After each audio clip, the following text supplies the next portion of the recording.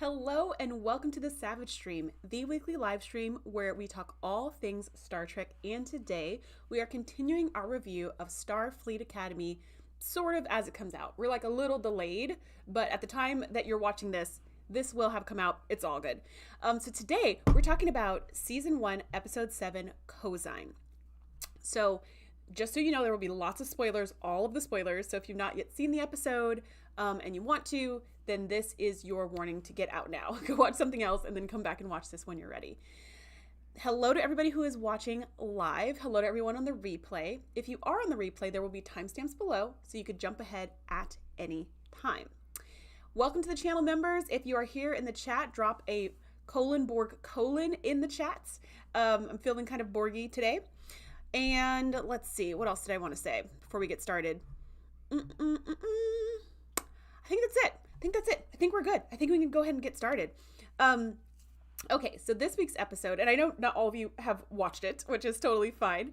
But this week's episode was, let me start with my initial thoughts, and then I'll tell you how I felt like towards the end, and then we'll fill in the gaps for how we got from point A to point B. So initially, last week's episode was really action-packed. So Braca had come back. I thought that was going to happen in episode 5, like right at the midpoint of the season, but it happened in episode 6. So that was a bit of a surprise. Lots of action. There were like these alien bad guys who were also cannibals and fused with part bat or something. I mean, it was a whole thing. There was a lot of stuff going on last week. It was very exciting. Lots of action. Lots of bodies got dropped in that episode.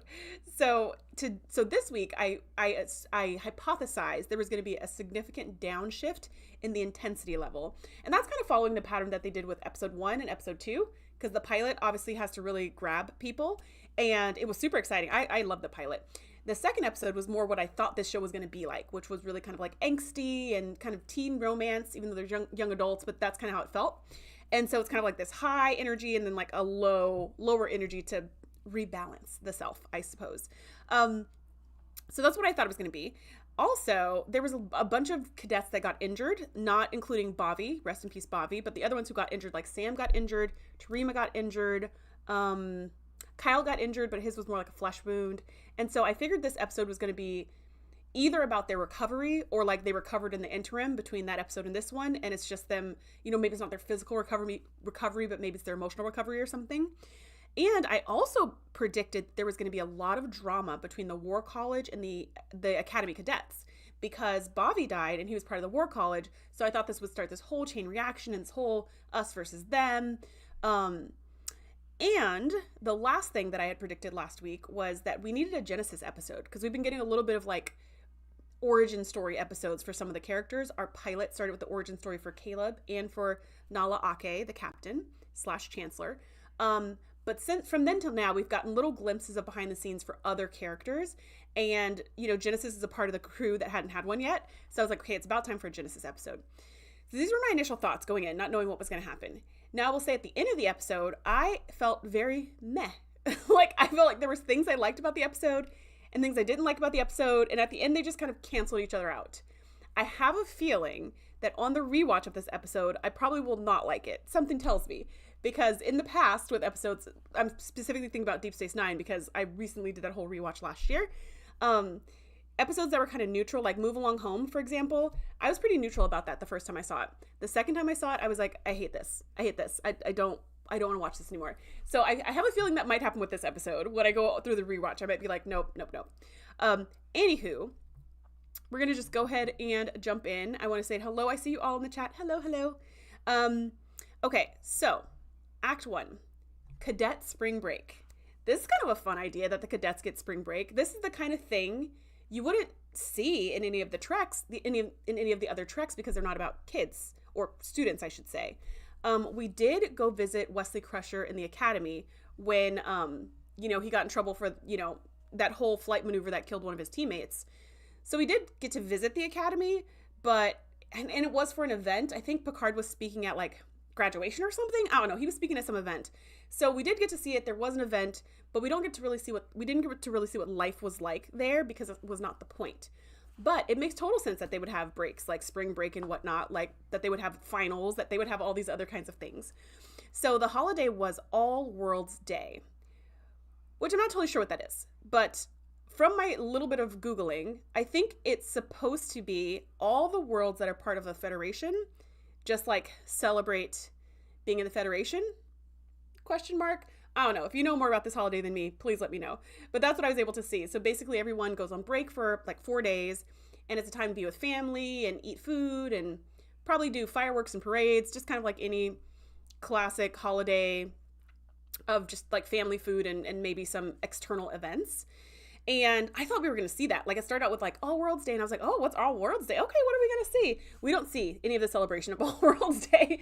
This was just an excuse to empty out the entire academy so that the storyline could focus on very few students, because everybody is gone.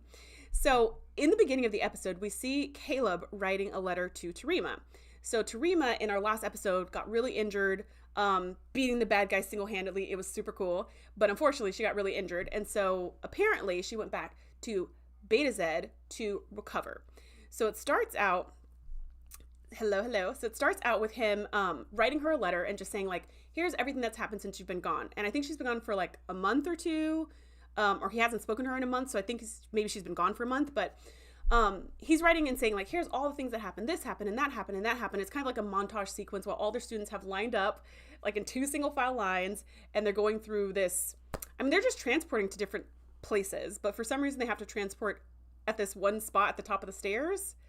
I don't understand that either. So I'm not sure if these are portals, because in Discovery, the way that they transport, they use their comm badges to transport. And I don't remember what it's called. When Grace, maybe you remember, but it's like this it's like an instant transport, and they use it like, instead of walking up the stairs, they'll just be like poof poof and like pop themselves upstairs. You know, if they have a meeting, they'll just like jump into the meeting with their comm badge. So this looked like that. Their transports looked like that poof thing, but they were like walking through a portal or a specific location. Maybe they called it a gate. I don't know. So anyways, they all had to go through their portals to their different destinations. And for some reason, Reno was in charge of this. I feel like she has too many tasks. She's like the only adult that we see who is a teacher other than the doctor. And the doctor's also a doctor.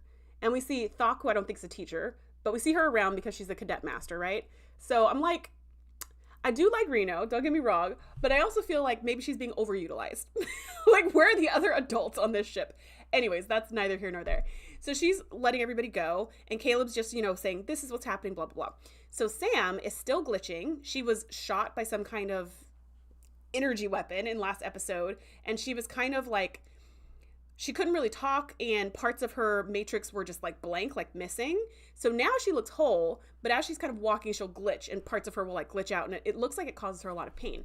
So she's on her way to a holodeck rehab center. She's on her way to go to this place that that specializes in helping holograms, and she's gonna get her matrix all fixed up, which means we're probably not gonna see Sam for the rest of the episode. Okay, understood. Next, we have Genesis, who's on her way home, and Ake pulls her to the side and is like, hey, you've been doing such amazing work. I want to put you in the pre-command track, which is basically like fast tracking you to becoming a captain. And Genesis is an admiral's daughter, so she's like, yes, it's what I've been waiting for. She's all excited. And then Ake's like, great, so I'm going to take your entire packet, your whole application packet, and I'm going to send it over to the committee. They'll look over it, and if they approve, you'll have those classes added to your current coursework starting next term or whatever. And then like Genesis' face falls. She's just like, oh. And I was like, what is that about? Like, why is she sad about that? And Ake's like, good luck. Tricom badge? Is that what it's called? Is it a tricorder also? Is that what is it? She's going to Denver. Yeah. Oh, yeah. Sam's going to Denver, right? Yeah, they're going to all these different places on Earth because they're just going to stay on Earth, I guess. I don't know. Okay, a Tricom badge. Okay. And so Genesis is like, uh-oh. And I'm like, oh, gosh, what happened? What's wrong with her application? Like, why is she looking so suspicious? I don't know. So that's kind of setting up our, what did I call it? The A plot or the B plot? I called it the B plot. That's setting up the B plot. At the same time, so that's going on. Caleb does not want to go to his host family because as he reminds the captain, he doesn't have a family because all he has is his mom. They don't know where his mom is. That's a big deal. That's going to be a running storyline. And so she had set up a host family for him to go stay with, along with any other cadets who didn't have family on Earth. And he was like, I don't want to go. I want to stay here. So she's like, all right, you can stay on the station. There will be literally almost no one here on this entire station except for Reno, because she doesn't go anywhere, and Thok. They will be there, and like the entire place is going to be locked down. You'll be able to go to your quarters, to the mess hall, and like, you know, the main atrium, and that's it. Everything else is going to be closed. And he's like, fine, cool, no problem. Like, I don't want to go to some stranger's house for a couple days. So he's like, cool. Okay, and then we see Darum kind of like on his way to pack, because for some reason he hasn't packed yet, though everybody else is getting on their going through the little portals. And so he's on his way to pack, and then suddenly he gets kidnapped. Like someone, like two people grab him, they snatch him, they throw him into a portal, and Jaden happens to see because he's walking by, and he's like, oh no. So he runs through the portal to try to save Darum.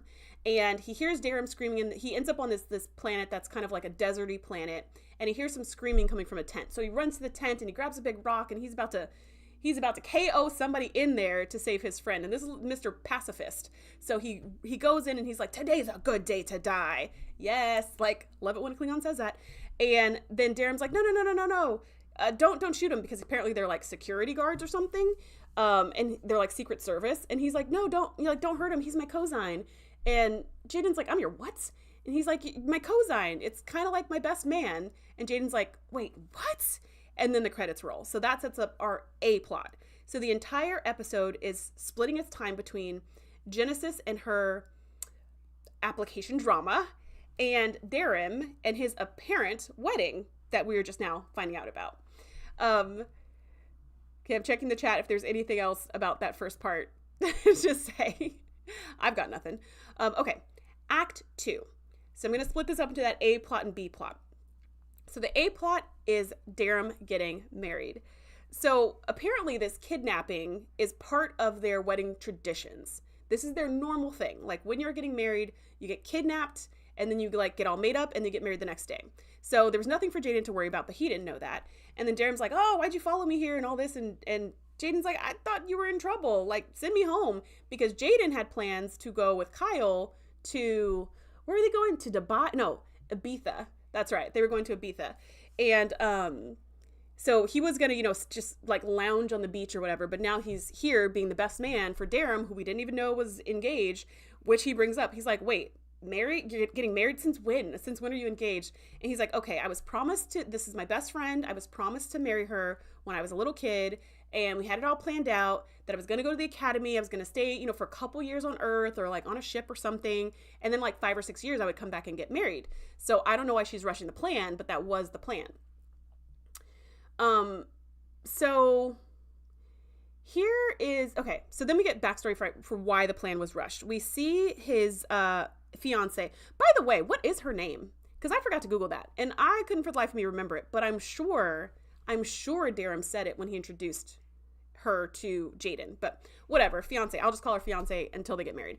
So the fiance explains that her parents, who are currently the monarchs of their whole planet, had a health scare and they need to step down immediately. So she needs to take the throne right away. And because he was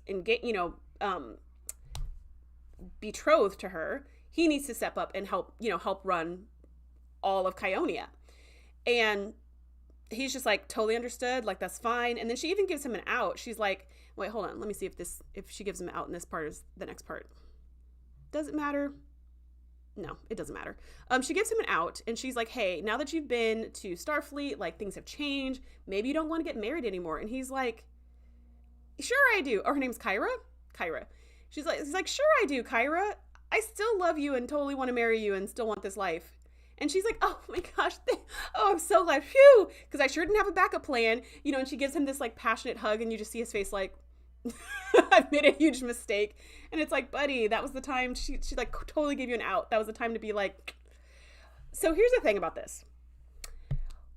So, okay. And Windgrace, I'm curious to hear what you guys talked about in buffer time with this. But here's the thing.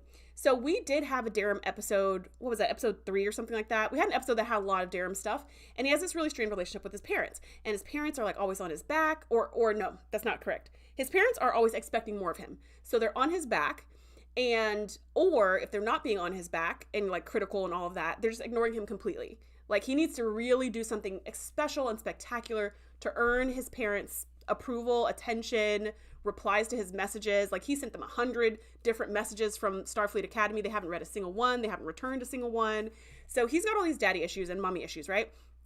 But here we find out that he was betrothed to the upcoming monarch. Like, he's going to be the king of Kionia. That seems pretty impressive. So so now I'm confused why his parents, like, don't think he's good enough, but also he's going to, like, rule the entire planet.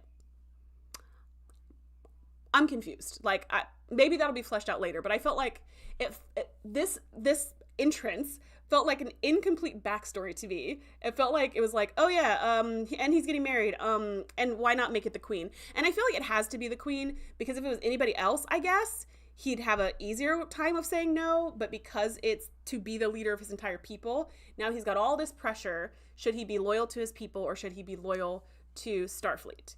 And Jaden, of course, is like, you belong in Starfleet. You can't leave Starfleet. You can't turn your back on Starfleet. What? He's been in Starfleet for like 6 months. This is his entire home planet. What are you talking about, dude? He's like, you can't possibly leave Starfleet.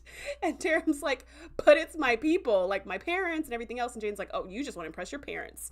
And he's like, so what's wrong with that? And I'm like, so you know what it felt like? It felt like, it felt like those teen fantasies where it's always like a 16-year-old who becomes who gets the throne for whatever reason. And you're just like, okay, but also, is that the best idea? Like, you don't have anyone else qualified. In this case, it's not a 16-year-old. I suppose it's like a 22-year-old or something. So it could totally happen. Has happened in history. But again, it just felt like, why Darum? Like, there's really no second choice here. There's no in the whole planet. This is crazy. The opposite of a Chadich. Yeah, because a Chadich is like, has to be all quiet, right? And this one is like, has to do a lot of talking. So anyways, this is A plot. A plot is just rocky. It's just a rocky moment and we know what Darum's going to choose. We just don't know how he's going to do it. But we know he's staying in Starfleet because they're not going to write him out of the show. It's only episode 7 and he's part of the crew. But I felt like, okay, I thought that the loyalty question, like, are you going to follow Starfleet? Or are you going to follow your family or whatever? I thought for sure that question would be for Caleb. I thought he would find his mom at some point. You know, that whole DJ Magic Sis was your theory, I think. That mom is like some pirate queen. And then when Caleb meets her again, he has to choose, does he follow his mom and like join the pirate family, or does he stay loyal to Starfleet and then chase his mom or something like that? I thought that's where the loyalty question would come. I thought that'd be super interesting. But the loyalty question of like, should Darum go be the king of his planet, or should he stay in Starfleet so that he can play Calica? I don't know. This seemed like a weird like decision for anyone to make. And it seemed also that it was made pretty easily. I mean, I'm not sure how much more like challenge they could have put into it, but I don't know. I just don't see why he had to be like the king of the planet. Couldn't he just be betrothed to someone who he really loves and like for some other reason? But I don't know. I guess they just wanted to like up the stakes. The same reason I think why Jaden was the one to save all of Klingons, like the entire empire single-handedly. It can't just be like saving his family or saving a colony or saving a planet where Klingons have, you know, somehow colonized and, you know, it's like failing or something like that. He had to save the entirety of the people. So that's my thinking. I'm putting money on the Pirate Queen. Yeah, I hope it's the Pirate Queen because I think that's so interesting. Like, I'd be like, oh my gosh, she was evil all along. But yeah, who knows? Who knows when we're going to get there. Okay, now back on to, so here's Act 2, B plot. This is Genesis and Caleb hangs out. I think his parents were at the wedding. The wedding had like, I want to say like 10 people at it. I bet his parents were 2 of the 10 people. We don't see them. We don't meet them. We only see them from afar and they're just kind of mingling in the background. It was the most intimate wedding you've ever seen. So I just assumed that they were part of the crew, that her parents were there, that his parents were there, and like some uncles or something. Cause it was and then Jaden. Because it was a super small event, and then the security guard. In fact, counting the security guards, maybe it was just parents and security guards and the cosines. Okay. So with Genesis and Caleb, basically, I'm just going to give you I'm going to tell you what's going on. So Genesis is trying to game Caleb because she needs his help. So the way she does this is she goes about playing a bunch of games with him. So he's like sunbathing in the atrium. He's got the whole space station to himself, or the whole ship to himself, and he's just like enjoying. He's listening to audio books of like meditations, and he's got cucumbers on his eyes. He is just relaxing. And then Genesis shows up and she's like, "What are you doing here?" And he's like, "What are you doing here?" And then she's like, "Hey, you want to play a game?" And he's like, "I guess." And so then they go into the doctor's lab, office, classroom, something, and they just start pulling out random jars, and they're saying toxic or non-toxic, and they stick their hand in, and if it's toxic, then they get a hypo spray, and if it's not toxic, they win a point or something like that. This is a really stupid game, because how do they know there's not like some phage in there or something that could, the phage was cured, but let's just say, something that doesn't get fixed with a hypo spray. I don't know. This is dumb. But basically she's being like, hey, let's hang out. Let's have fun. So cue the montage of them just doing a bunch of things, hanging out together, so that she can win his trust, so that she can get his help. This whole part, I could have pretty much skipped. I don't know, it was just really dumb. Like at one point they open a jar that has a slug inside, and it starts to like crawl out of the jar, because they drop the jar and it starts to crawl out. And then Caleb's like, there's a slug escaping, you have to catch it, Genesis. And she's like, that'll be so easy. It's not like it's warp capable. And then it goes pew, and it like warps to the other side of the room. And they're both staring, and then Caleb picks up the jar, and he's like, it literally says it's a warp slug. Like, why didn't you read the label before you opened it? So now they're chasing around the warp slug, which is sort of funny, but I don't know if it's like 15 minutes funny. It's maybe part of a 30-second montage kind of funny. Like, oh, the warp slug, you remember that one thing? So I don't know. It just was another thing they did. So they did things. And then finally at the end, Genesis tells Caleb that basically she admits that she feels like she's standing in her father's shadow, and she wants to be her own person. She tells him that Nala Ake has said he can't, she can do the command track, but she's not sure if people are just giving her handouts because her dad's an admiral, or if she really has what it takes. So she's like, please, please, please help me break into the bridge, because I just want to sit in the captain's chair one time and see if it's a good fit for me. And she gives him the whole sob story, and he's like, all right, I'll let you do that. But he does say, why do you want to risk your entire career to sit in a captain's chair? Like, you've done that before and you'll do it again. And she's like, no, but it has to be right now. It has to be today or never. So he's like, all right, I'll help you. Okay, Act 3.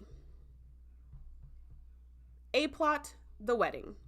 So Jaden confronts Darum, and this is when he's like, you're only doing it for your parents. And then Darum's like, well, I can't turn my back on my people like you did, Jaden.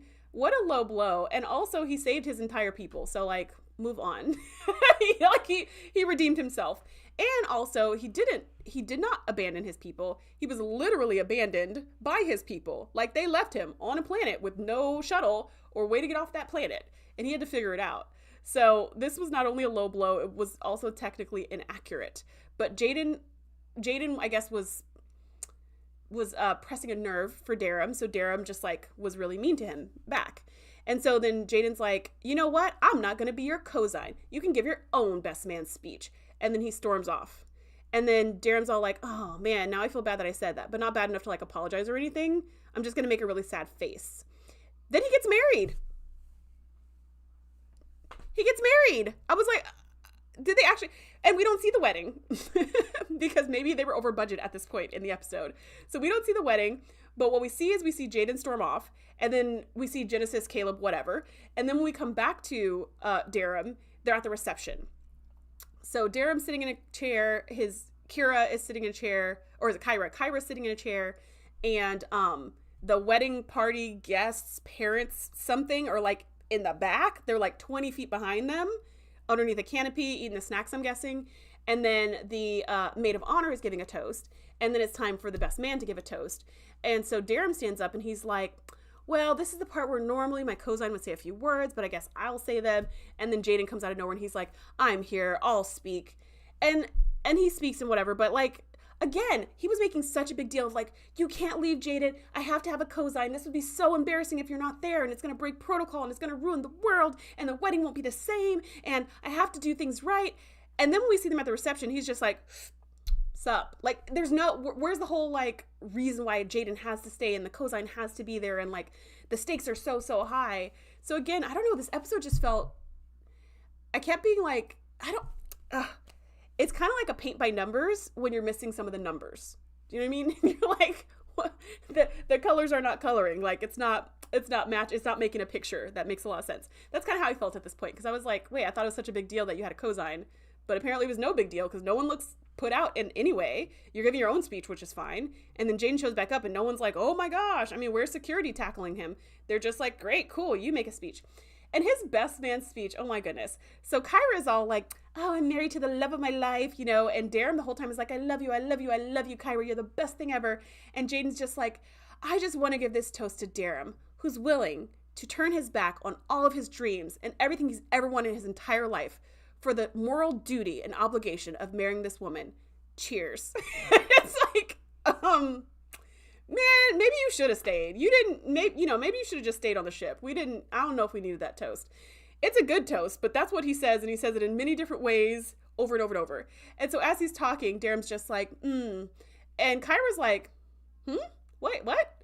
Wait, what are you talking about? What do you mean he's turning his back on all his dreams? What do you mean he like doesn't really want to be here? What do you mean this is just his duty and not like his love? Like she's sitting there looking like, So after the speech, she pulls Darren to the side and she's like, what the F was that? Basically, like you actually want to be at Starfleet? Like you don't want to be in this marriage? And he's like, no, I love you. You're the one I love. And ruling and all of the things. I love these things. And she's like, I want an annulment. She's like, I want you to abdicate the throne. We will get this wedding annulled like within the next 5 minutes. We're just going to cancel this, pretend like it never happened. And I'm just going to rule by myself. Because like I said, I guess there was no plan B here. So she's like, it's never been done before that a single ruler just rules the entire planet. So let's see if I can do it. I really want you to be happy and you to follow your dreams. And once again, like we were saying, the stakes were so high because he needed to be the new king of the planet. And finally, his parents would love him and all the things. But she's just like, you know what? Let's not do this. And why don't you go back to Starfleet? And Darren's just like, are you sure? Thanks. Again, where's the crazy emotional fallout? There were supposedly stakes. Where's his parents being angry or yelling at him or disowning him? That would make a lot of sense for his parents to be like, don't ever come back to Kionia. If you don't go through with this wedding, don't come back to Kionia. Like that would raise the stakes and that would actually make this episode much more interesting. Probably his fraught relationship with his parents along with this wedding would have been so much more interesting than what they ended up doing with his story and what they ended up doing with Genesis' story. Because I could see a situation where they come in, he's going to get married and he's like, oh no, and he's like, oh, Jaden's my cosign. And then they're sitting as they're talking about what cosign means, the parents come in and they're like, good, we're glad you're here. You're getting married. That's the end of it, and Darren just doesn't have a voice or something. And then Jaden's like, you should speak up. You should tell them. And then the parents are just like, we don't like this cosign. He's out, like choose or something like that. And like, if they kept putting more and more pressure on him to get married. And then at the last second, he was just like, I'm so sorry, Kyra, I can't do it. I just can't do this. This is like against everything I believe in, blah, blah, blah. Like that could have been more interesting, but this just felt like, oh my gosh, the stakes are so high. Just kidding. There's no stakes at all. You know what I mean? It just felt like there's no, like, and I also feel like had he gotten married, had they just followed through with they did get married, but had he stayed married, I also feel like he would have been like, okay, it was great that we got married, but how about this? How about I go back and finish my training at the academy because I'll learn so much stuff that's going to help our planet or whatever. And then I'll be back in like 2-3 years. And you could just like rule solo then, or I could come back on spring breaks and summer breaks. Like, how does that sound? And I feel like Kyra would be like, yep, perfect. Works for me. Because there's no freaking stakes in this episode. So fine. Like, I think she would have been fine with that too. Like, yeah, you don't even need to be here, dude. We can just be married for the paper that says I'm married because that's following the traditions. I don't know. Anyways, so then Jaden walks over to Darren and is like, let's go home where you belong. And Darren's like, okay. Okay. Matter of fact, I'm liking this episode less the more I talk about it. So I may get from neutral by the time I get to the end. Okay, now we go to Act 3, B plot, Genesis. They're inside of I keep wanting to say captain's quarters, bridge. They're inside of the bridge. And Genesis is just like, oh, she's giving orders to Caleb and Caleb's following them. She's like, helm to full, da-da-da-da. Like, she's just saying stuff and he's pushing buttons and they're both playing, they're playing bridge crew, which is super cute, and they're just, aye, captain, and all of that. It's super cute. And then Genesis suddenly turns on the warp core or something like that, powers engines, and Caleb's like, what are you doing? We're going to get in trouble. And he runs over to like unpower, to power them down or whatever. And while he's doing that, she pushes something in the captain's chair that makes this little programmable matter turn into a key. And then she picks the key up and she goes to put it in her pocket like, aha, this was her real goal. And she turns around and Caleb is standing there with his arms crossed. And he's just like, I know a hustle when I see one. I knew you were buttering me up this whole time, all day long, but I didn't know why. And I tried to just put it to the side. And I tried to tell myself, nope, Genesis is just being cool for a change. She just really wants to hang out. It's totally different. But now I see, no, you were really playing me. What is this all about? And she's just like, she doesn't actually get a chance to say anything. Because before she can defend herself, Reno walks in and catches them, probably because of turning on the engines. So she walks in and it's like end of the world because this is, as Caleb said, this is apparently a court-martialable offense. If you are sitting in the captain's chair without being a captain, I don't know what the court-martial part was, but he was like, yeah, you can get court-martialed for that. So I don't know if it's breaking into the bridge. I don't know if it's sitting in the captain's chair. I don't know if it's like tampering with the programmable material in the bridge. I don't know what it is, but apparently it's such a big offense that they could possibly get court-martialed for it, which is a big deal. Once again, Reno comes in and is just like, you guys are in such big trouble. And they get like, they're like not in trouble at all. So I'm just like, again, the stakes are super low, but whatever. We come to, Ake has to come back from wherever she went for All World's Day to discipline these two. And so they're in her office and she's like, tell me why you did this. Tell me why you did this very, very stupid thing. Especially when Genesis is a hard worker, does have the grades. You know, she's basically the Hermione of the group. She's on top of everything. And so Ake's like, why did you do this? Why did you risk everything you have? Like, why? And she was like, well, I wanted to get my hands on the letters of recommendation that I submitted before you sent them to the committee. And she's like, why? They were all glowing. And she's like, because I altered them. And it's like, okay, how did you alter them? Because I was curious too. I was like, okay, what'd you do? How'd you alter them? Like, what exactly did you put? Are these letters all fake? Like, what did you do? And she was like, and Ake was like, well, they all like said that you have such great command potential or something like that. And she was like, yeah, that part's true. But they also said that I'm afraid. Each and every person said that I'm afraid of my own, you know, I'm afraid like of whether or not I fit as a captain. And basically that she has imposter syndrome. And she's like, each and every person said that. And so I erased that before I sent in their letters of recommendation. So I guess my question is, so what? Not that I don't think, you know, I'm a teacher, so academic integrity is huge. And it was huge when I was a student because I was kind of like the Hermione of the group. So academic integrity is super important and not just lying on your applications and all that kind of stuff. However, I kind of don't. So had those falsified transcripts went to the committee, what would have happened? Would they have been able to tell that she falsified them? Would there be some kind of trail to be like, oh, something's missing from these documents? Is that what we're supposed to believe? Or, and if so, or would they like find the originals and then be like, wait a minute, there's a little sentence that says she's afraid of her own self and her own, like who she could be or whatever. Would that and if that was there, again, would that affect anything? And she was like, oh, you know, she was telling Caleb, I did what I had to do to get in. I had to do whatever I had to do to get in. And it's like, Nala had this whole conversation with Kelrick, the leader of the War College, about all the different kinds of kids that they're accepting into the academy. And she was literally like, kids are coming from freighters. Kids are sleeping in train cars, like running off to the circus, and they're running off to the academy. We're just getting kids from all over the place. The kids who come to the War College are like disciplined. They're on it. They're ready to go. You know, they're all prepared. But the kids we get are just this motley crew of kids from all over the place. Some of them who have nowhere to go. They're all traumatized from the burn. And we're just trying to rebuild the academy. So it seems like, or it sounded like, literally anyone could get in. Anyone. I don't believe Caleb had an application. He just had a long-standing relationship with Ake, and she was like, he's in. So once again, I'm like, this doesn't make sense that she's like, I did everything I had to do to get in. Because like Caleb didn't have to do anything. And maybe Caleb's a special case. But I also don't feel like Jaden had letters of recommendation at all. From who? Who was writing Jaden letters of recommendation? He didn't even have his own family behind him. So again, it's just kind of like, did Sam have letters of recommendation from her photonic makers? What are you talking about? Like, what are you talking about? That Genesis had to falsify her records so that she could get into the academy when she already had those same records, and all she did was delete the sentence that said she's afraid. And then Ake gives this whole speech of like, have you ever thought that they were doing you a favor? Isn't it good to know that you're too fearful before you get into a position where you're a captain and it's too late and da-da-da? Which I guess is a good point. But all these other things were sticking in my mind before I got to that good point. I was just like, but I don't, what? So basically, after all of this, Genesis was like, I'll go pack my things. I'll be gone in 20 minutes. And then Ake is like, nope, this is about second chances. You're not going to get expelled.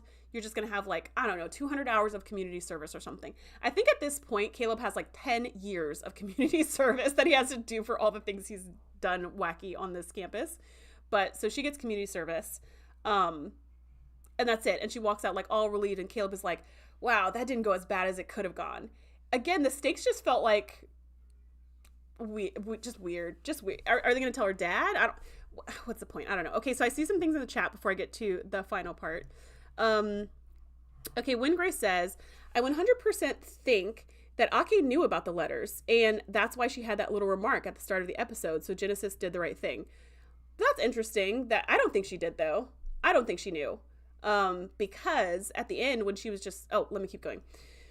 Ake said they were going to contact her references to ask them about her again for the command track. Okay.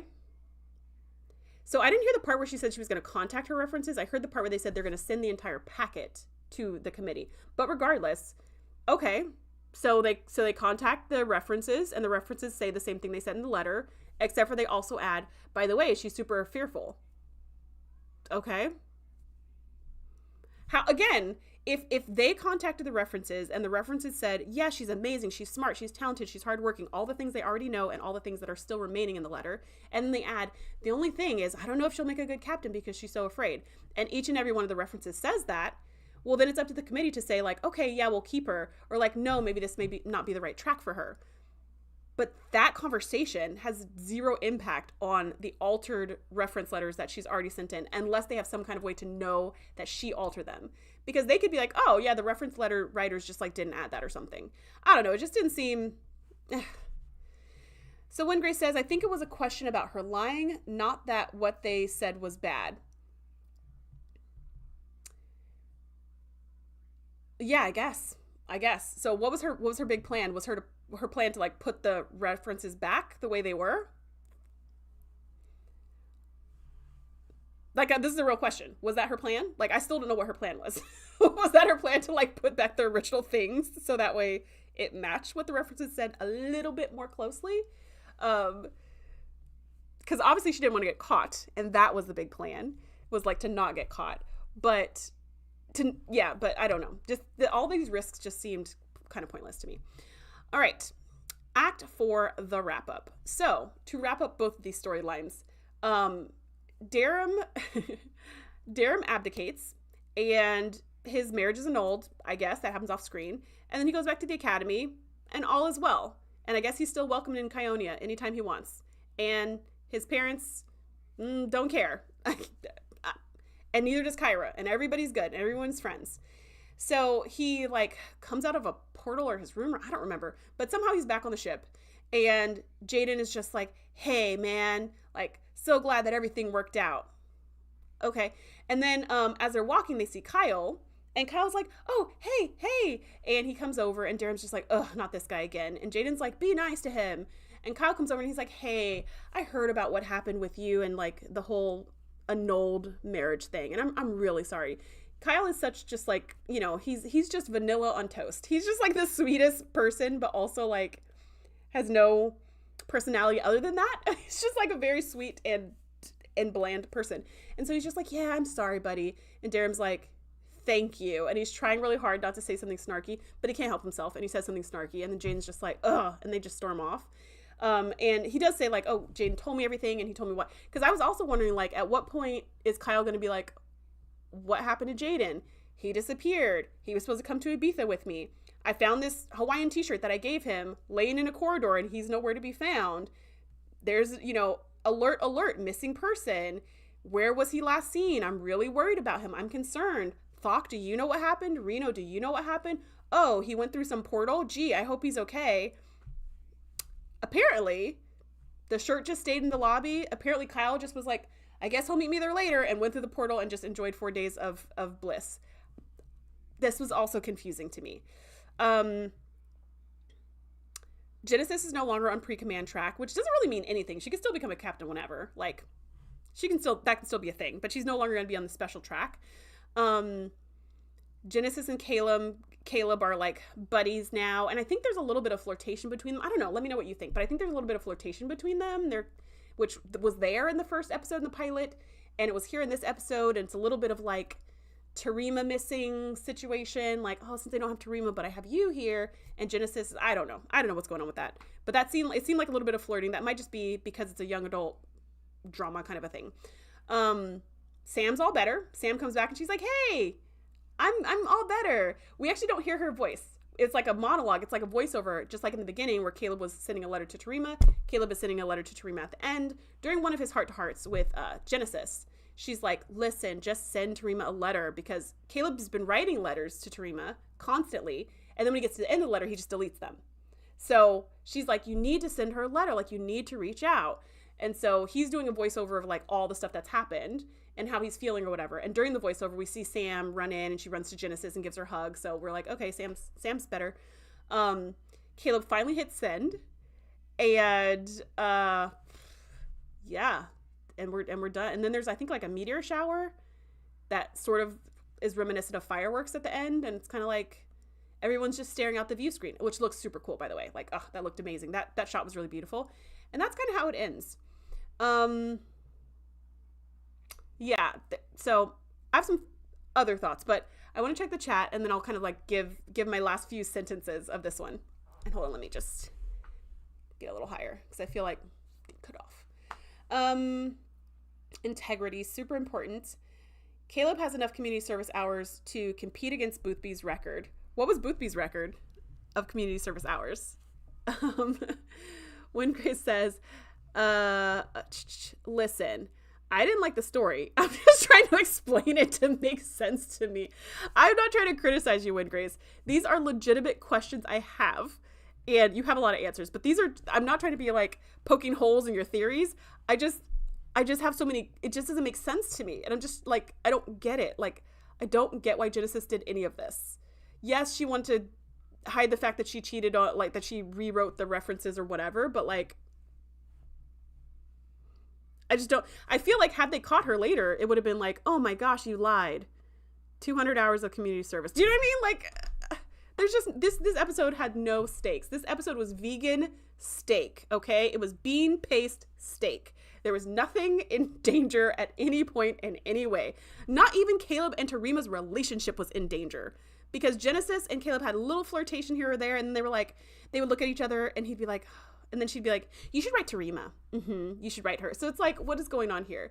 That could have been, I'm glad they didn't, because that stresses me out. But that could have been some love triangle wedge thrown in between him and Terima, or something. Like, that could have had real stakes, because then Terima would be like, oh, so you don't like me because you think I'm a freak, and also there's this other girl you like better. You know what I mean? Like, that could have been stakes. I'm glad they didn't do that, but they could have done it, and it could have had real stakes. But yeah, this episode, DJ Magic says, it was like a mismatch of The Breakfast Club and whatever rom-com that had a wedding broken up by a close friend. My Best Friend's Wedding. A combo between The Breakfast Club and My Best Friend's Wedding. I would watch that movie. Because I feel like at least in My Best Friend's Wedding, the stakes are the wedding.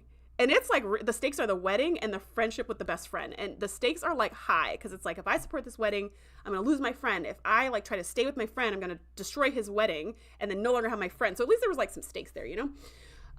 DJ Magic says, I was more interested in what Ibiza was like in their universe. Like, do they still have massive parties on the beach, popping fake mollies, and all the other places, right? Because didn't somebody go to Dubai, and then somebody went to Denver, and then somebody went, like, I don't know, they were just going to all different kinds of places. And not that I needed to see all those places, but hearing them was cool. But yeah, it's be like, what does it look like in the future? Like, and maybe that's past the scope of this, because we did get to see not Kionia, which is a water planet, because they're all fish people, but we got to see one of Kionia's moons, which has dried up. So it was a desert planet. So we did get to see a cool new set. And I'm not complaining, because that place was beautiful. The set was gorgeous. Loved it. The outfits were gorgeous. The wedding outfits, so great. Like, this is what I say every time I watch the new Trek shows. I want every outfit, with the exception of maybe Lower Decks. But even in Prodigy, I'm pretty sure there was some, in Prodigy, like all of Gwen's stuff, I want all of it. Like I want all the outfits. It was just so beautiful. So we did get to see something different. And I think it's easier to imagine like desert planet than like future Denver. Because then it's going to be like future San Francisco, which is just like the bridge and spaceships. But it's always like the same. DJ Magic says, I was hoping to see how they shot the underwater part on the planet. That would have been super interesting. It would have been a little bit of Avatar. What's the last one? The Fire and Ash? Was there a lot of water in which was the one that they were always underwater? Was that the second one? I don't know. I only watched the first one. And I don't actually know how many avatars there are. I think there's 3, but maybe there's 2. I don't know. Okay.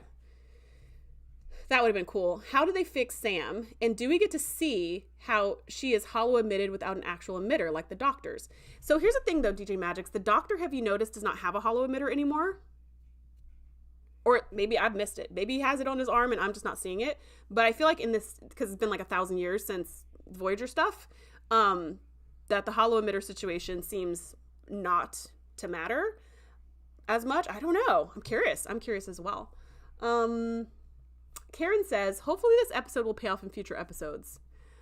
Karen, I love your enthusiasm and optimism, but how could it pay off? I'm just like, how could this ever pay off? Because there was no stakes, there were also no consequences. So where will this go for Genesis? Well, I'm sure at some point we'll meet her Admiral Father and he'll be like really tough and mean and, you know, challenges will ensue. But is he going to call back to this moment? Probably not. And then with Darum, I feel like there's no consequences for Kionia at all. And I feel like there should have been. There should have been massive consequences. You're one monarch of the planet. You're supposed to have 2 and 1 just like abdicates. I want to, you know, there should be riots or there should be like serious questions about the new, you know, incoming administration and can they be, like, I don't know. There should have been something that could have led to things in the future of Darren being like, I need to go back home. Things are getting really terrible. I need to fix what I did. So maybe like Karen, maybe. PS2 Chipper says, I think it's a pass for me. Yeah, this episode, dude, like, I know I was telling you should watch the show when it's all over because I know you're waiting to hear how the whole show goes before you watch it. This episode is not my favorite. So I don't know. Wait until the last one. Like wait until we review episode 10, and then maybe I will have a clearer picture of like my recommendation for you for whether or not I think you should totally watch it. Right now I'm pretty on the fence. There's some episodes that I'm like okay, and there's some episodes I'm like meh. And this episode I was just like So let's wait. Let's give it the last 3 episodes. Wingray says, I was really mad we didn't get the Sam story, especially since it would be the perfect tie-in for the doctor and his trauma. Yes, seriously, because the doctor was MIA. Remember when Sam was recovering when Sam was being scanned in sickbay by like random medic number 3? It was like, where's the doctor? Not only is he a doctor, but he's also a photonic. And so he should be like, oh yes, like I recognize this from what happened to me, or like, oh, your matrix is something, like you would think he would have this specialized knowledge. It's like Data not scanning the only android on the ship or something, like not being in the room, him just like being somewhere else, being in 10 forward when like the only other android in existence is somewhere else. And he's just like not helping. Yeah. DJ Magic says, I really hope they go back to this day and expand on what happened with everyone else. Oh, like a sliding door situation. So we got to see what some of the team were doing and then we get to see what the other team is doing. Let me see. I want to see it. I'm thinking to myself whether or not I want to see that also. I mean, I guess it depends. I would want to see it if they can make a really good storyline out of it. Like if they could tell a really interesting story, which I don't feel like we got this time. And then also, I don't know if it would do us any favors. Like this episode was already what it was. I don't think I want to do it twice. Do you know what I mean? Like I want to do this whole experience twice, but just with different characters. Like I don't really want that. So yeah, exactly. The most danger was to Reno's toe, which by the way, who just said that? Wingrace. Which by the way, she fixed her toe with a hypo spray in like 2 seconds. So was there danger to her toe? Was there? She broke it and fixed it in the same amount of time that it took you to say broken toe. So even those stakes were extremely minimal. She had the equivalent of like a paper cut. It wasn't like her arm was falling off or she had like fallen onto some sharp object or something. It was like a broken toe. It was funny. I don't think the snot dripping on her was very funny. I thought that was very like kind of like childish humor that I just think is gross and dumb. But I do know people find it funny, so I'm not criticizing people who like love slime humor. But myself, I was just like, the slime is dripping. Okay. However, I did think all of Thok's remonstrations were really funny. Like how Thok was just yelling to her over the comms about all this stuff was funny. And when she was like, something like, are you going to die? Are you going to be okay? Is this it? Is this the end of your life right now? And like all this stuff. And Reno's like, no, I just broke a toe. And she's like, I know you've been through much worse. Like I don't know. Thok was funny. The Thok and Reno conversation was probably the best part of this episode for me because it gave me an emotion. The emotion was mild humor. The rest of the episode gave me like, I was just pretty neutral. DJ Magix, I didn't remember the end of My Best Friend's Wedding, only the singing part when they're doing karaoke and it totally backfires. That is a good movie. When Grace says, I'm guessing the doctor has his emitter built into his Tri-Com badge, but who knows? Okay, yeah, sure. So then Sam can as well. Because the other thing too is like, here's the other thing about Sam getting shot last week. Do you remember when they were playing Calica and the shots kept going straight through her and they would like hit the teammates behind her or hit the rocks or whatever? And that was like a thing in the episode where she used it when they had their impromptu game against the War College where she was like, I can become permeable, and they shot right through her.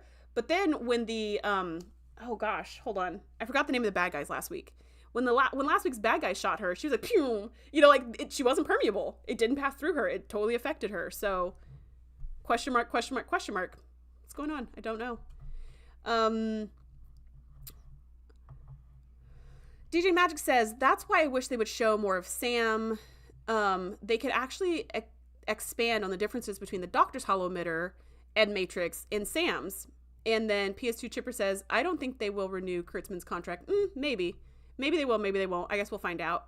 The Furies. Okay, that's not even the name at all I was thinking. The Furies. I don't know, I forgot that name so quickly. But I was thinking a whole other, like, weird alien name. The Furies. So whatever the Furies were shooting, which they were energy weapons, but all the weapons in Trek are energy weapons. Like, they don't use projectile weapons. They don't use bullets.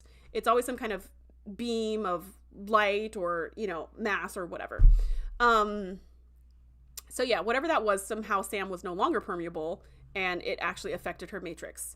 So yeah, I'd be interested to know about that, but only if they can tell me in like not a super techno-babbly way. I would like that. Okay, final thoughts. What I wrote here was, I'm neutral about this one. My positives and negatives canceled out, and I have a feeling that I will not like this on the rewatch. So now I can change that final thought to, yeah, I didn't like it. Because now me going through it again with you has felt like a rewatch. And I don't like it. And I do feel like when I rewatch it, I'm going to have even more questions. Because all of these questions are just kind of like, as I was going through, just being like, but why are they doing this? Okay, so nothing happened. So who even cares? But now that I'm saying it out loud again, I'm just like, this is going to make me mad when I rewatch it. Because I'm going to be like, why is nothing happening? Why don't they have any stakes? Why are these totally irrelevant actions? And they spent so much time in the fun and games with Genesis and Caleb. And it was just like, they're like, let's run around the office. Wee! Let's lay down and talk and just like stuff. And then the stuff they talked about was like, I guess they talked about their feelings, but it didn't feel, which is fine. Cause like TV should do that. Cause we don't really do that enough in real life. So TV always does that. I'm fine with that. But it didn't feel as organic as like what, 20-year-olds would actually talk to each other about. They wouldn't sit around and just be like, I feel like I'm just standing in my father's shadow. Like, that's not what they would talk about. Or maybe that's not how they would say it. They would talk about maybe some more superficial things, or maybe like the Calica game, or I don't know. Why am I complaining about their conversations when I didn't even like any of those scenes? I don't know. But I do have in my final thoughts that their wedding outfits were everything. These wedding outfits were so much better than Nurse Chapel's wedding outfit, whatever the F that was, in Strange New Worlds. That outfit was just ugly and weird. But I will say every single other outfit in the entire wedding party was gorgeous, including the dogs. So for some reason, Nurse Chapel's outfit was weird, but everyone else's outfits in that Strange New Worlds episode was fantastic. So like, you can't give any criticism to the costuming department. They were killing it. Here, once again, gorgeous. Even the guests looked amazing. Jaden's was kind of okay. But, you know, like, I really like the fabric. I really like the color. There was like some sashing and some draping. Like, I don't know. His was not as like spectacular, but I wasn't just like, oh, what's he wearing? You know, I was like, okay. But then Darum's like big coat thing. I want that. I want to wear that every day. So that was actually like some bonuses for the episode. When Grace says, once you get the backstory for Genesis and Darum, there's nothing in there worth watching again. Yeah. And I feel like we got better backstory of Darum and Genesis in the Calica episode. We got better backstory of both of them there because we saw how competitive they were and we saw why they were so competitive, right? And we saw how they went about getting whatever, like becoming captain by any means necessary. That was super interesting. I liked that kind of contrast between the two of them, to see Darum being like, I have to do this because, you know, I want to make my parents proud and I want to make them love me. And to see Genesis doing it to be like, I have to do this because I have to live up to my parents' expectations, you know, my dad's expectations and everyone else's expectations because he's my dad, and how they kind of go about it and like, where do they break the line and where does integrity come into play? That was way more interesting than this. So if they're going to give us more backstory, which I guess they can't just do that twice. I mean, they could do it twice, but I guess they you know, they only have 10 episodes. They want to do something different. But that was way more interesting backstory than this episode of the backstory, which was basically just being like, oh, Genesis changed her references. And okay, so now she has community service, the end.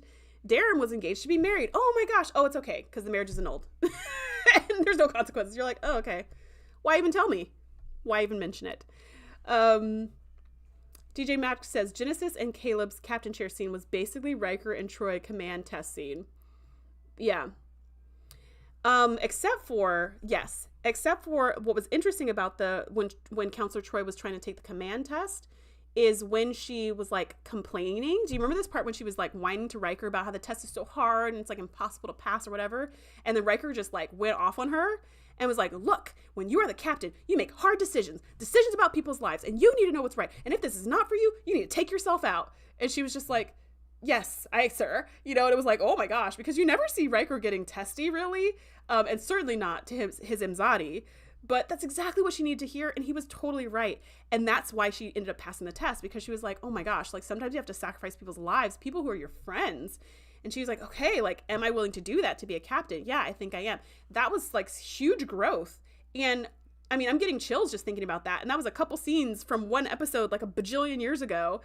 That was so much more, all I have to say is that was so much more interesting than this, right? Where they're just like sitting in the command chair and she's like, raise shields, and he's like, raising shields, captain, and like that was all cute and stuff, but like there just wasn't as much meat on the bone because we didn't have any of those emotional like turning points. I think we were supposed to have several emotional turning points. I was supposed to be so emotional that Genesis cheated. I was supposed to be so emotional that she stayed, that she didn't get kicked out. What a relief. I was supposed to be so emotional about Darum's wedding. Wow, he's getting married. And so emotional that the wedding is over. I can't believe it.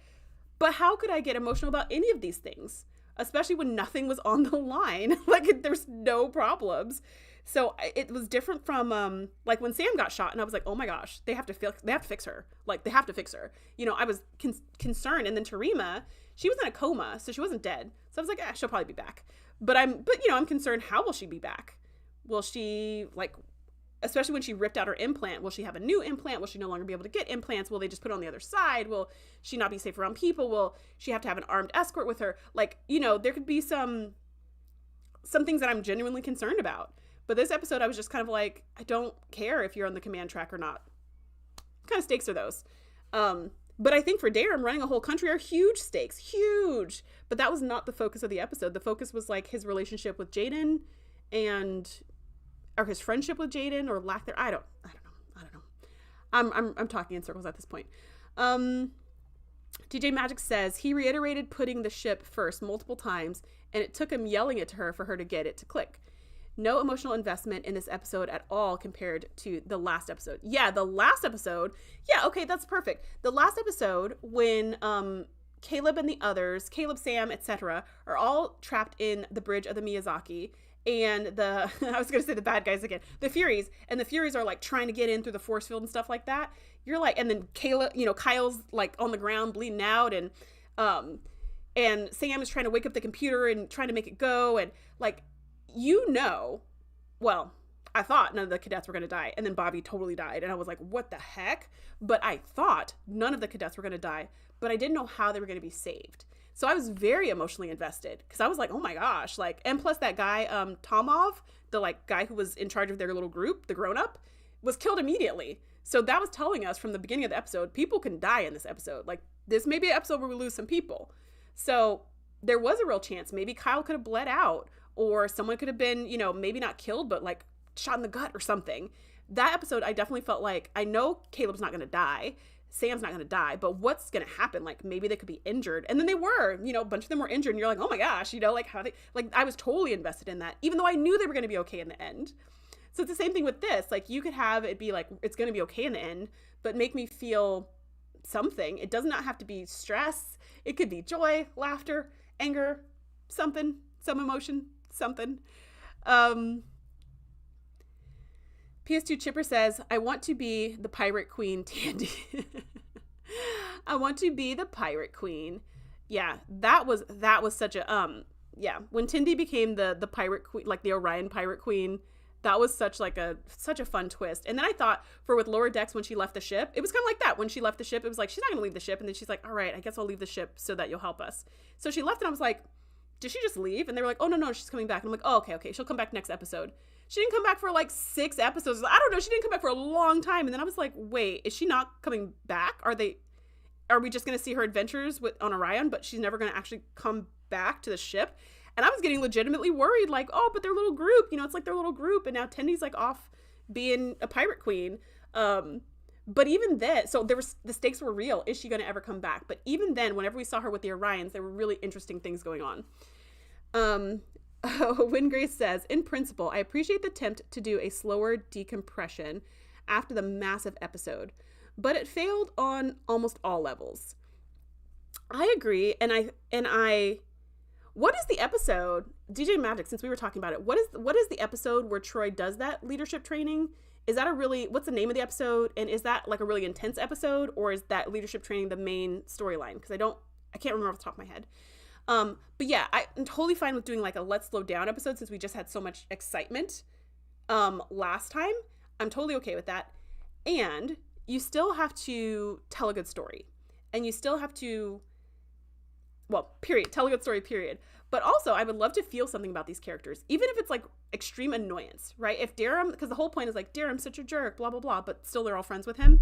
Even if they just like went really hard with that, and he was just doing like the most jerky things, and then he had like some turnaround where he realized he's being a jerk and losing all his friends, and I don't know, they could have done something something with more like emotional tie-ins and stakes and stuff. Yeah, I also agree with you that we needed to decompress after last week. We needed something lower stakes, but maybe vegan steak was too low. All right, last category, my predictions for next week. So last week was really high stakes. I predict that the finale will be really high stakes. Otherwise, it'd be so disappointing, right? As a finale.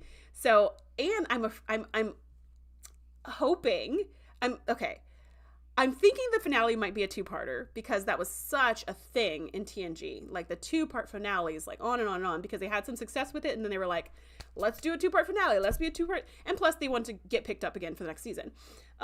So there was all these 2-part finales where we might lose a character forever. You have to come back next time to find out, you know? So part of me feels like they might do a 2-part finale just because it's good business. Like it makes sense.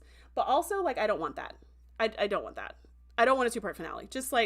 Just wrap up whatever you want to talk about now and then just start fresh next time. Like if we find out Caleb's mom is the pirate queen and then she's like, come with me, Caleb. And then maybe he like decides to go with her or not. That kind of a cliffhanger I'm okay with, like, cool, but we wrapped up everything else. But I don't want it to be like Mr. Worf, fire. You know what I mean? Like I don't want that level of like something really stressful as a finale, because that almost guarantees that the next episode when you come back won't be as stressful, because they have to resolve everything. So it'll be like, yeah, oh my gosh, Worf was gonna fire and kill Picard, but it's okay because we just deborgified him, it's fine. You know what I mean? Like they'll have to like, whatever huge stakes they set up, they will have to just dismantle very quickly and easily, so that way we can get back to normal. And I don't want that. So I'm thinking they might do a 2-part finale, and I hope they don't, because I don't want that. I want them to just like finish up the storyline. But I do think that it's going to be really high stakes and high intensity and more action packed, more like the pilot episode. So if that's the case, if episode 6 was like super high energy, episode 10 is super high energy, 7 was low. So 8 next week, it's kind of a crapshoot. You know, it might ramp the intensity up a little bit, and then maybe 9 ramps it up a little bit, and then 10, like, boom, out the gate, goes higher. Or alternatively, they could do a 2-parter for 9. Like, 9 is the high action and the setup and the Mr. War fire, and then 10 is like, oh great, we've recovered them from the Borg and now he's fine, and then that's like the cool down, and then we go into like, and you know, and then all the cadets hold hands and look at the view screen, and then we just like end the season. That's totally possible too. So this is not as much of a prediction as it is a mystery, but I do think next week's episode will be higher stakes than this, like more than this, but not like as high as the episode before that, and not as high as the finale is going to be. That's my guess. My guess also is that Tarima will be back, and that things will be weird between her and Caleb. They might be, they might not. They might act like nothing ever happened. But I feel like they need some weirdness. They need some time to be like, hey, are we still like I don't know, you know? I put that the Romulan cadet from the War College might try to get even with Caleb, because we still have not seen that fallout from Bobby's death. We know they had a funeral and a memorial service, and that's wonderful. But I feel like based on the Romulan cadet and whoever their other minion was, this would be a reasonable reaction for them to be like, this means war. Like, that would make a lot of sense. And we haven't seen it yet, so I'm expecting that'll be there. And I also put maybe we'll see Tilly. And I think I saw something quickly come up on my search on my phone where Tilly was there. I try not to read Star Trek news though. Like, I just like scroll past because I just want to like experience it in the moment. But I saw Tilly, so that makes me think maybe Tilly's going to be here next week. I wrote this down before I saw that on my phone. I saw that on my phone today, and I was like, oh, maybe we will see Tilly, which is so interesting because when it was first pitched, I felt like it was going to be the Tilly show. But by the time Discovery ended, it was like question mark, because Section 31 had become a movie and whatever. Now, as the show has gotten in, it's become like the Reno show, right? Like the Jet Reno show, and not Tilly at all, which I wonder if that was the decision from the beginning or if that changed at some point, because I didn't know Reno was going to be at the Academy at all. Like, I did not know this was where she was going to go until the show started. But like I said, I don't read Star Trek news, so maybe everybody knew that. Maybe she said something in season 5 where she was like, I'm going to join the Academy after this, and I just missed it. And then the other prediction is that there will be no emotional fallout whatsoever for Darum. That's my prediction. He won't have any kind of like, oh my gosh, I turned my back on my people and my wife and my family, and like, wow, what am I going to do with my life now? What's my 5-year plan? His plan was to go and rule the entire world. Now what's his plan? That was his plan his whole life. Now what's his plan? There should be emotional. Let me tell you something. As a person who has had to rewrite my story and change my identity because life did not turn out the way I thought it would, that is a huge, at least for me, and I feel like for any sane person, that is a huge emotional experience for you to be like, wow, the person who I thought I was, where I thought I was going to end up, is not going to happen. So now who am I? And it was like, I remember, it was so traumatic. I remember being like, who am I now? What am I about? What are my goals? What's my life's purpose? What's the point? What am I going to do with myself? How am I going to be? Like everything that I'd been working towards since I was a little kid was just gone. And it was very disruptive. So Darum should have that. But I don't think he will. I think he's just going to be like, whatevs, let's just go get snacks. Like, it's not a big deal to give up your entire life's mission and have no plan B, because this has always been the plan. I don't know. That's also kind of weird. Thine Own Self. Oh, okay. That happened in Thine Own Self. Okay. So the B plot was Troy's command training, and the A plot was Data stranded on a pre-warp planet with memory loss, trying to figure out why he's so different from everybody else. And he was looking for radiation, like a radioactive something or other, and it was making everybody sick. And then he was like this old school scientist who figured out what it was, and then he was able to get rid of it, but then they killed him because they blamed him for making everybody sick, but then he couldn't die. So then they transported him back in the end, and they fixed him. So that was really the main idea of that episode, which is medium intensity.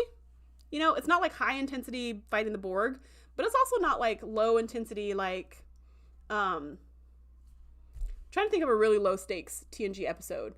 Like, I don't know. Maybe like Time's Arrow Part 2, which I love. I love that episode. And it just feels like kind of just fun. And sure, the captain could have been stranded, but it's more just like, let's look at the sets and the costumes and the time, you know?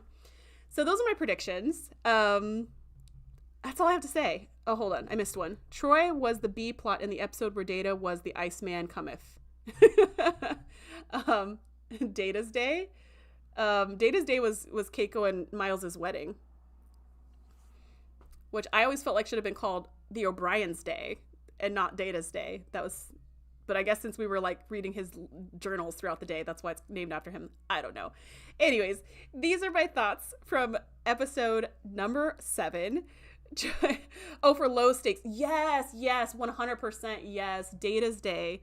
The lowest stakes in the history of stakes. Like, Miles and Keiko might not get married, but yeah, they might. But no, they won't. Was there even a B plot in that episode? Yeah, exactly. So, yeah. So I think next week won't be as, like, low stakes as that, because, oh my goodness. Or even as low stakes as this. But I also don't think it's going to be, like, super, I don't think they're going to go high, low, because that's a little bit of emotional whiplash. Anyways, I think I'm done talking. I think I'm done. I don't think I have anything else to say. Thank you so much for joining me today. Thank you for joining live, or thank you for joining me on the replay. We're going to do this again next time, same place, same channel, where we're going to talk about episode number 8. We are at the tail end of Starfleet Academy, and I hope and pray and I believe in my heart that it is going to end on a strong note, just as strong as when it started. It's going to end just as strongly, and I'm legitimately looking forward to it. So have a great day, and I will see you next time.